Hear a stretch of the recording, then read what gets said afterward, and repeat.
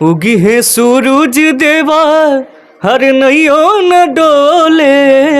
जय छठी मैया। उगी है सूरज माला हर नैयो न डोले की कोयलिया बोले हो गईले भोरा भिनु सार रे कोयलिया बोले हो गईले भोरा भिनु सार। भोजपुरिया माटी गिराल चैनल पर पवन सिंह 2 के लगातार हम दिखावे का प्रयास कर रहे हैं, कैमरा में लगातार फोकस करी।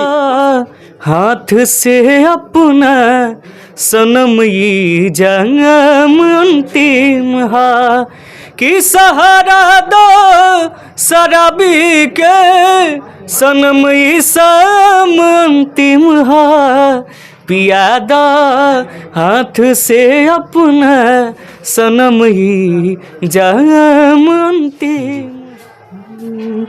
कश्मीर जिगर के टुकड़ा कहे हिंदुस्तान आई जान हवे हो हमर शान हवे हो।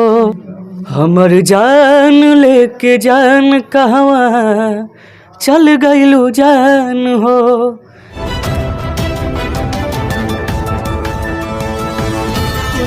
नमस्कार, वो देखल बानी भोजपुरिया माटी के लाल, हम बानी दिलीप कुमार। और ए बेला के सबसे बड़हन खबर वो सबके बता दी कि भोजपुरिया माटी गिराल चैनल पर पवन सिंह 2 के लगातार हम दिखावे का प्रयास कर रहे हैं, कैमरा में लगातार फोकस करी। हम सीधे चल रहे बानी पवन सिंह 2 जी के लगातार ट्रेंडिंग चल रहे बानी और यूट्यूब और सोशल मीडिया पे यहाँ के लगातार धमाल मचल बानी। सबसे पहले भोजपुरिया माटी गिराल चैनल में स्वागत बा।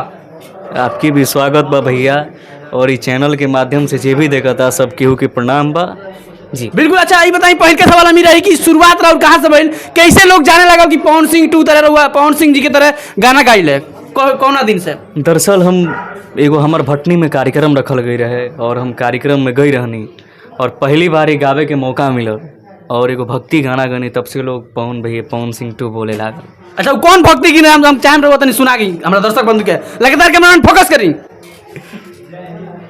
जी जरूर।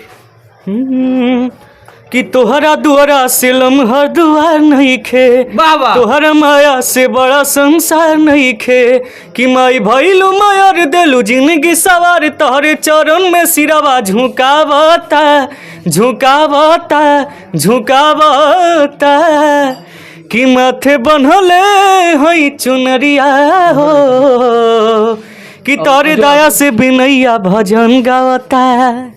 बिल्कुल देख सकते हैं कितना सुंदर यहाँ के पवन सिंह की आवाज में गाओ तनी।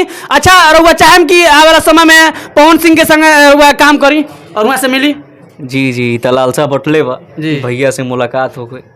अच्छा शुरुआत मैंने कैसे रहू अंदर मैंने गायल की मतलब एकदम हुबहू पवन सिंह जी की आवाज में रहुआ के मैंने शुरुआती के दौर पहले रहू हमके कुछ पता ना चलल रहे भैया। दरअसल हम बचपने से गाना गाइला और जैसे होला ना कि 26 जनवरी 15 अगस्त के स्कूल में जौना स्कूल में पढ़ल जाला ओइमे नाटक योगरा गाना योगरा होला।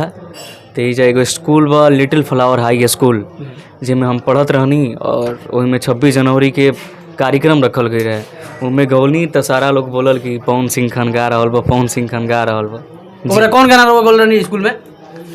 एगो गाना बा देशभक्ति गाना रहे शायद वही। हम चाहे तो नहीं सुनाई हमारे दर्शक बंधु के। जी।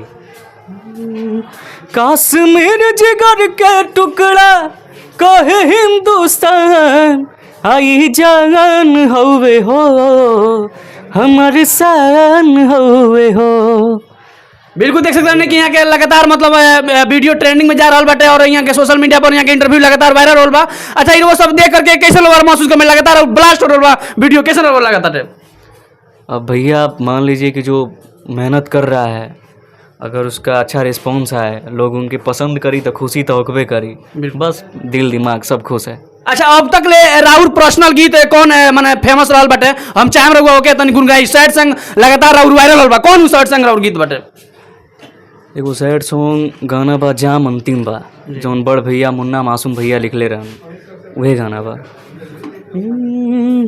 पियादा हाथ से अपना सनम ये जंगम अंतिम हा कि सहारा दो शराबी के सनम ये सम अंतिम हा पियादा हाथ से अपना सनम ही जाम अंतिम हा कि भैया से जल्दी मिली और हमके विश्वास बा कि एक दिन जरूर मिलब।